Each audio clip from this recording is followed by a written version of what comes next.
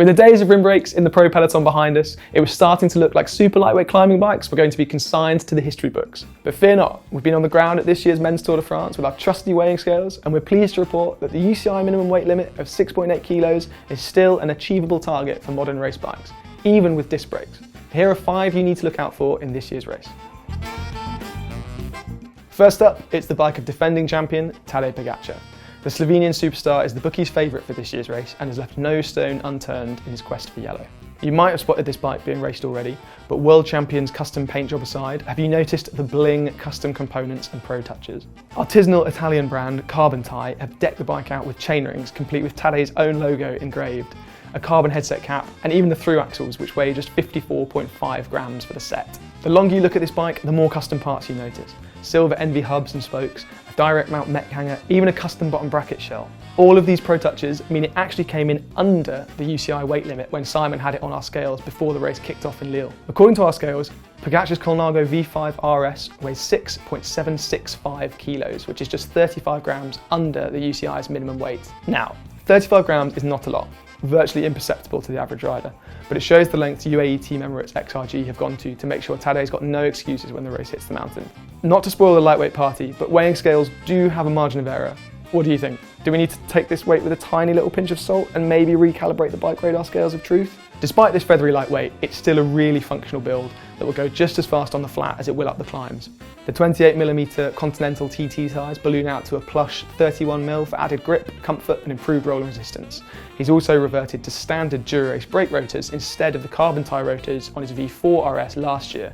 More reliable? Or is this an effort to add a bit of weight back to the bike? Carbon tie brake rotors or not, this is a proper weight weenie build. Of course, Poggy can't be a proper weight weenie, else he'd have taken off that Richard Mille watch and saved himself about 50 grams and 300,000 euros. Next, we have the unreleased Cervélo R5 used by Team Visma Lease bike at the Tour de France and Tour de France Femmes. Simon got up close and personal with Matteo Jorgensen's bike at the start of the race, and at just 7 kilos, including bottles and cages, pedals and Garmin, we're pretty sure this has to be one of the lightest bikes out there. Cervélo seemingly can't stop releasing new bikes this year, with the new Aspero 5 gravel bike breaking cover last month and the brand new S5 aero bike being unveiled in the first week of the race. But will the teams actually use the new R5? We've already seen Simon Yates ride to a hilly stage win on board the more aero S5, which he also piloted on his stunning attack over the Colle della Finestra to take the Maglia Rosa at the Giro d'Italia earlier this year. Will we see the likes of Jonas Vingegaard and Pauline Ferrand-Prévot favour the S5 or the R5? We would love to see this bike being ridden at altitude, but how much of an advantage can it really hold over the S5? Let us know what you think in the comments and follow the link in the description to check out Simon's first look deep dive at this super light beauty. The third bike on this list is the bike of the rider who finished third at last year's tour, and it's the S-Works SL8 of the aero bullet himself, Remco Evenepoel. Current Olympic and 2-time world time trial champion, Remco is a rider whose setup is always absolutely dialed in and optimised up to the eyeballs to make him as fast as possible. Now, that amazing gold paint job is sure to add a few grams, and he could shave a bit of weight if he fitted a smaller chainring rather than that 56-tooth dinner plate he's turning over, but at just 7.1 kilos in its full aero spec, this is one of the lightest bikes we've seen at the race. At last year's race, we spotted Remco racing a special lightweight SL8 frame with black paint to shave off even more weight. Will we see this frame set wheeled out in the mountains?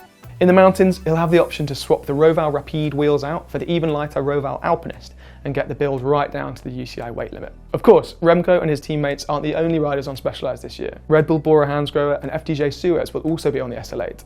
Will we see a lighter build from Primoz Roglic or Demi Vollering?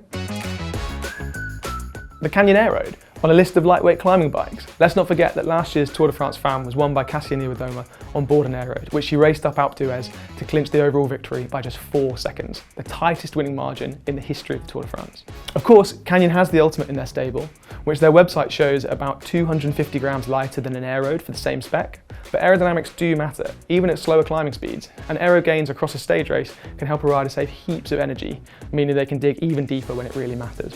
We've not got our weighing scales on Kassia's specific bike yet, but we did weigh Mathieu van der Poel's Alpecin de Koning spec bike at the start of the men's race at a hefty 8 kilos. He rides a size large compared to Niewiadoma's much smaller extra small, and his bike was set up ahead of the flat sprint heavy opening stage of the men's race. With 60mm rims, huge chain rings and custom paint complete with gold sparkles, there's scope to make his bike a lot lighter come the mountains. Canyon's own website quotes a medium Aeroad CFR with SRAM raid axis as weighing just 6.98 kilograms. So I have no doubt Canyon SRAM Zonda Crypto will get the defending champion's bike down towards the UCI weight limit without too many issues. We seldom see the Canyon SRAM Zonda Crypto team reach for the lightweight Canyon Ultimate, favouring the Aeroad for most race days. And after a consistent spring and aggressive Tour de Suisse, Niewiadoma looks to be in great form ahead of the Tour de France Femme, where she'll be looking to defend her title. The Aeroad is, of course, also the bike of choice for Alpecin-Deceuninck, as well as the men's and women's Movistar teams and Fenix-Deceuninck. With that many riders on Canyons at this year's Tours de France, surely we'll see some success for the German brand. Let us know what you think in the comments below. Completing the list, I wanted to throw in a bit of a wildcard, and it's the bike of a wildcard team in fact. The second division Tudor Pro Cycling team will be looking at the Swiss precision of the brand new BMC TeamMachine SLR when the race goes uphill. An exciting team looking at poaching some stages. Tudor have the likes of Alaphilippe, Hershey and Michael Storer looking to sneak up the road into a breakaway and nab a stage at some point this year. And the TeamMachine SLR will be the bike of choice for the hillier days. Simon got his hands on Alaphilippe's new bike earlier in the race, and on our own scales, the 52cm bike came out at 7.125 kilograms, although that includes a set of Time X Pro 12 SL pedals, the bike's integrated aero bottle cages, and the Wahoo Element Bolt 3 bike computer. Alaphilippe's bike is sporting a raw carbon finish with a simple, albeit massive, red BMC logo and a clear coat finish, and it's complete with SRAM raid axis drivetrain and, interestingly, the older DT Swiss ARC 1100 wheels. The previous TeamMachine had a special Masterpiece edition that was even lighter than the stock build. Will we see a Masterpiece model of the new bike? Only time will tell. Which of these bikes is your favourite? What have we missed? Be sure to let us know in the comments down below, and while you're down there, remember to hit subscribe and click the bell icon so you get notified every time we upload a new video. Why not check out the hottest bikes of this year's Tour de France? The video is just up here.